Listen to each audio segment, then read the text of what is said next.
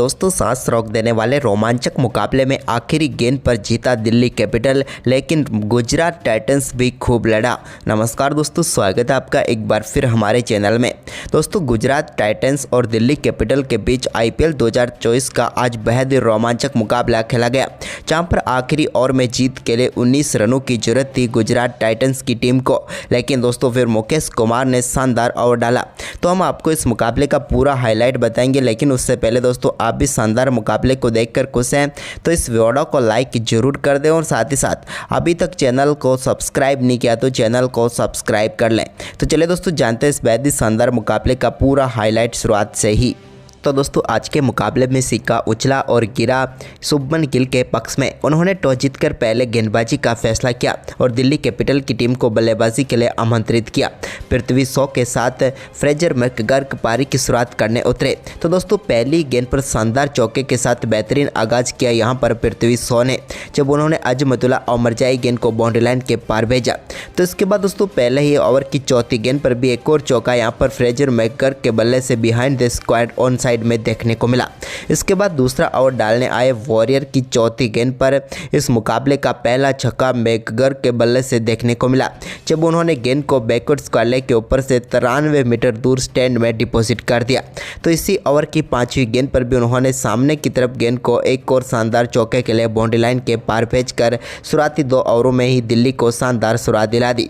इसके बाद तीसरा ओवर डालने आए ओमरजाई के ओवर में शानदार परफॉर्मेंस जारी रहा और एक बेहतरीन छक्का यहां पर मैकगर्क के बल्ले से देखने को मिला ओवर की आखिरी गेंद पर। लेकिन इसके बाद एक बार फिर जब वॉरियर चौथा ओवर डालने आए तो उनकी पहली गेंद पर एक और बड़ा शॉट खेलना चाहते थे मैकगर्क, लेकिन यहां पर वो गेंद सीधे नूर अहमद के हाथों में थमा बैठे और दिल्ली कैपिटल को पहला झटका लगा। फ्रेजर मैकगर्क 14 गेंदों पर 23 रनों की पारी खेलकर पैवेलियन लौटे। इसके बाद दोस्तों इसी ओवर की पांचवी गेंद पर पृथ्वी शॉ भी बड़ा शॉट खेलना चाहते थे, लेकिन वो भी नूर को अपना कैच थमा बैठे और एक ही ओवर में 2 झटके दिल्ली कैपिटल को लगे। पृथ्वी भी 7 गेंदों पर 11 रन बनाकर पैवेलियन लौटे। इसके बाद दोस्तों यहाँ पर साई होप क्रीज पर उतरे तो उन्होंने अजमतुल्ला ओमरजाई के ओवर में एक बेहतरीन चौका लगाया। इसके बाद दोस्तों वो एक और बड़ा शॉट खेलना चाहते थे छठे ओवर की चौथी गेंद पर, लेकिन यहाँ पर उनके बल्ले का बाहरी किनारा लगा और गेंद सीधे राशिद खान के हाथों में गई और साई होप भी इस मुकाबले में 6 गेंदों पर 5 रन बनाकर पैवेलियन लौट गए। इसके बाद अक्षर पटेल क्रीज पर उतरे तो उन्होंने 7वें ओवर की चौथी गेंद पर एक शानदार शॉट खेलते हुए वाइड की तरफ चौके के साथ गेंद को बाउंड्री लाइन के पार भेजा वाइड कवर की तरफ। तो वहीं पर इसके बाद दोस्तों अक्षर पटेल ने 8वें ओवर की 5वीं गेंद पर एक और छक्का जड़ा राशिद खान की गेंद पर। तो इसके बाद ऋषभ पंत ने 9वें ओवर की पहली गेंद पर एक स्लॉग स्वीप के जरिए चौका लगाने में वो कामयाब हुए नूर अहमद की गेंद पर। इसके बाद दोस्तों यहाँ पर 11वें ओवर की दूसरी गेंद पर एक और शानदार छक्का ऋषभ पंत के बल्ले से मिड विकेट के ऊपर से देखने को मिला नूर अहमद की ही गेंद पर। तो इसके बाद अक्षर पटेल ने भी शानदार बल्लेबाजी जारी रखी और उन्होंने भी नूर के ओवर में एक और शानदार चौका एक्स्ट्रा कवर के ऊपर से जड़ दिया। तो इसके बाद एक बार फिर उन्होंने शानदार बल्लेबाजी करते हुए एक और बेहतरीन चौका राशिद खान की गेंद पर भी जड़ा। तो वहीं पर दोस्तों काफ़ी देर तक इंतजार करने के बाद एक और छक्का अक्षर पटेल के बल्ले से देखने को मिला 14वें ओवर की आखिरी गेंद पर। इस शानदार छक्के के बाद अगली ही गेंद पर उनके बल्ले से निकले एक और शानदार चौके के साथ ही शानदार बल्लेबाजी करते हुए अक्षर पटेल ने बेहतरीन अर्धशतक पूरा कर लिया। उन्होंने अर्धशतक के लिए मात्र 37 गेंदों का ही सामना किया। इसके बाद दोस्तों 16वें ओवर में ऋषभ पंत के बल्ले से एक मिनी हेलीकॉप्टर शॉट भी देखने को मिला, जब उन्होंने मोहित की गेंद को शानदार तरीके से छक्के के लिए बाउंड्री लाइन के पार भेजा। तो इसी ओवर की 5वीं गेंद पर भी उन्होंने एक बार फिर से गेंद को छक्के के लिए लॉन्ग ऑफ के ऊपर से बाउंड्री लाइन के पार भेज दिया। इसके बाद अक्षर पटेल और दोनों के बीच शानदार शतकीय साझेदारी पूरी हुई। तो वहीं पर 17वें ओवर की चौथी गेंद पर अक्षर के बल्ले से एक और शानदार छक्का देखने को मिला। इस बार उन्होंने लॉन्ग ऑन के ऊपर से गेंद को छक्के के लिए बाउंड्री लाइन के पार भेजा। तो इसकी अगली ही गेंद पर एक और बड़ा शॉट खेला और इस बार स्ट्रेट शॉट के जरिए गेंद को छक्के के लिए बाउंड्री लाइन के पार भेजा। लेकिन इसी ओवर की आखिरी गेंद पर वो अपना कैच साई किशोर को थमा बैठे और 43 गेंदों पर 66 रनों की दमदार पारी खेलकर अक्षर पटेल पैवेलियन लौटे। इसके बाद दोस्तों 18वें ओवर की दूसरी गेंद पर एक और शानदार छक्का ऋषभ पंत के बल्ले से भी देखने को मिला मोहित की गेंद पर और इस छक्के के साथ ही उन्होंने 35 गेंदों पर अपना अर्धशतक पूरा कर लिया। इसके बाद इस ओवर में शानदार बल्लेबाजी जारी रही, लेकिन इस बीच 19वां ओवर डालने आए साई किशोर की तीसरी गेंद पर ट्रिस्टन स्टब्स के बल्ले से एक और चौका देखने को मिला। तो वहीं पर इसी ओवर की चौथी गेंद पर डीप मिड विकेट के ऊपर से गेंद को शानदार तरीके से स्टैंड में डिपॉजिट करने में कामयाब हुए ट्रिस्टन स्टब्स। जबकि दोस्तों ओवर की आखिरी गेंद पर भी उनके बल्ले से एक और शानदार छक्का देखने को मिला, जिसके चलते इस ओवर में भी 22 रन बटोर लिए। इसके बाद आखिरी ओवर डालने आए मोहित शर्मा की दूसरी गेंद पर ऋषभ पंत के बल्ले से एक और शानदार छक्का देखने को मिला लॉन्ग ऑन के ऊपर से। यहां पर एक शानदार छक्के के बाद दोस्तों इस ओवर की तीसरी गेंद पर उनके बल्ले से एक शानदार चौका डीप बैकवर्ड पॉइंट की तरफ देखने को मिला। ये ऋषभ पंत का ही शॉट हो सकता था ऐसा। इसके बाद ओवर की चौथी गेंद पर भी उन्होंने बैकवर्ड स्क्वायर लेग के ऊपर से गेंद को एक बार फिर से स्टैंड में डिपॉजिट करके इस ओवर का दूसरा छक्का जड़ दिया। तो वहीं पर ओवर की पांचवी गेंद पर भी उन्होंने एक बार फिर से लॉन्ग ऑन के ऊपर से गेंद को छक्के के लिए बाउंड्री लाइन के पार भेज दिया। और जबकि दोस्तों आखिरी ओवर की आखिरी गेंद पर भी उनके बल्ले से निकले एक और छक्के के साथ ही ऋषभ पंत ने इस ओवर में कमाल की बल्लेबाजी करते हुए 31 रन बनाकर यहां पर टीम को 224 रनों तक पहुंचा दिया। पंत ने 43 गेंदों पर 88 रनों की पारी खेली और 225 का लक्ष्य रखा। वहीं पर इस लक्ष्य का पीछा करने उतरी गुजरात टाइटंस के लिए पहली गेंद पर रिद्धिमान शाह ने एक शानदार कवर ड्राइव के जरिए चौका लगाकर शानदार आगाज किया। इसके बाद दूसरे ओवर की पहली गेंद पर एक शानदार चौका मिड विकेट की तरफ शुभमन गिल ने भी लगा दिया। लेकिन इसके बाद दोस्तों दूसरे ओवर की तीसरी गेंद पर वो मिड ऑफ के ऊपर से एक और बड़ा शॉट खेलना चाहते थे, लेकिन इस बार यहाँ पर अक्षर पटेल को वो अपना केस थमा बैठे और पहला व करारा झटका यहाँ पर गुजरात टाइटंस की टीम को लगा। शुभमन गिल 5 गेंदों का सामना करने के बाद 6 रन बनाकर पेविलियन लौटे।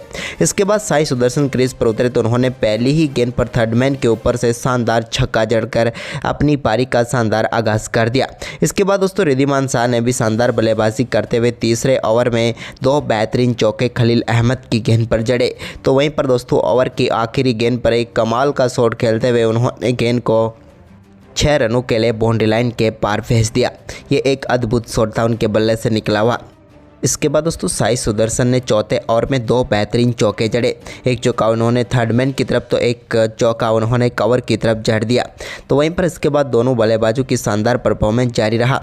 5वां ओवर डालने आए राशिक सलाम के ओवर में भी एक चौका साई सुदर्शन के बल्ले से तो एक चौका रिद्धिमान शाह के बल्ले से भी देखने को मिला।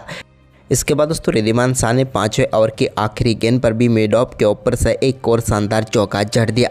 तो 6ठे ओवर की तीसरी गेंद पर साई सुदर्शन के बल्ले से भी एक और शानदार चौका देखने को मिला।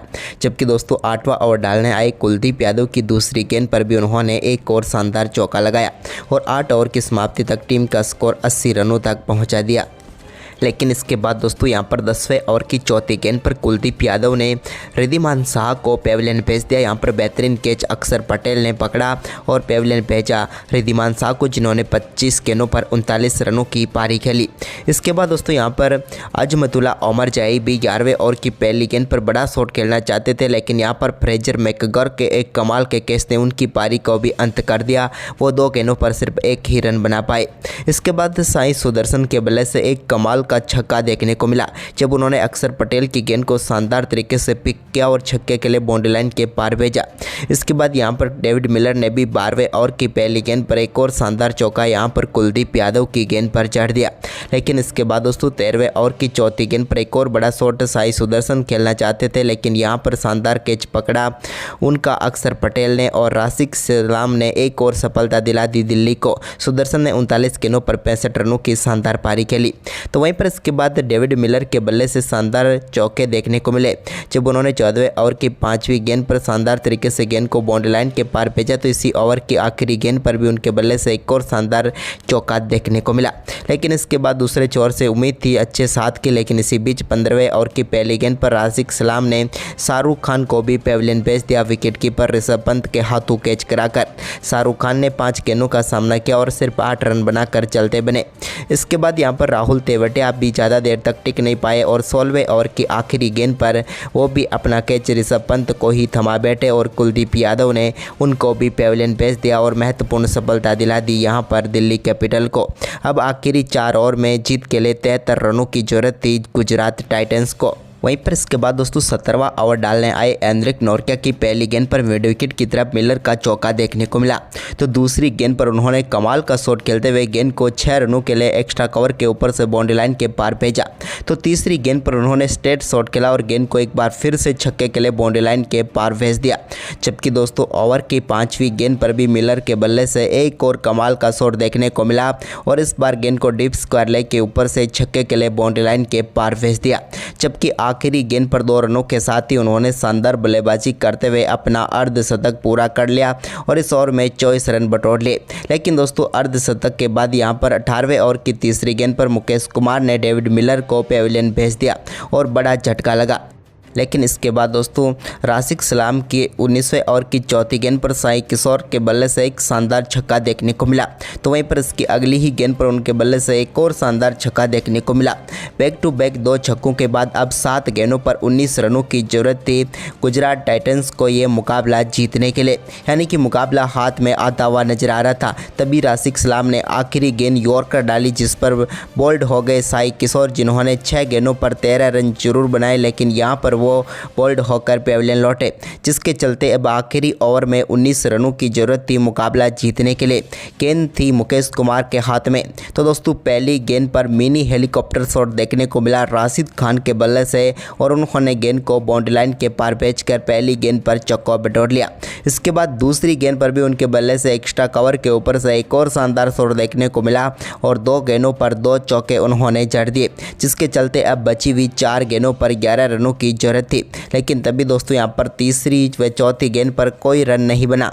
लेकिन अब आखिरी 2 गेंदों पर मुकाबला जीतने के लिए 11 रनों की जरूरत थी। तभी 5वीं गेंद पर लॉन्ग ऑफ के ऊपर से एक और छक्का राशिद के बल्ले से देखने को मिला। इसके बाद दोस्तों आखिरी गेंद पर मुकाबला जीतने के लिए 5 रनों की जरूरत थी गुजरात टाइटंस को। लेकिन दोस्तों आखिरी गेंद पर बड़ा शॉट खेलने की कोशिश जरूर थी राशिद खान ने, लेकिन दोस्तों यहां पर वो कोई रन नहीं बना पाए आखिरी गेंद पर और गुजरात टाइटंस ये मुकाबला 4 रनों से हार गई। तो दोस्तों आपको ये रोमांचक मुकाबला कैसा लगा हमें अपनी राय कमेंट में ज़रूर दें। धन्यवाद।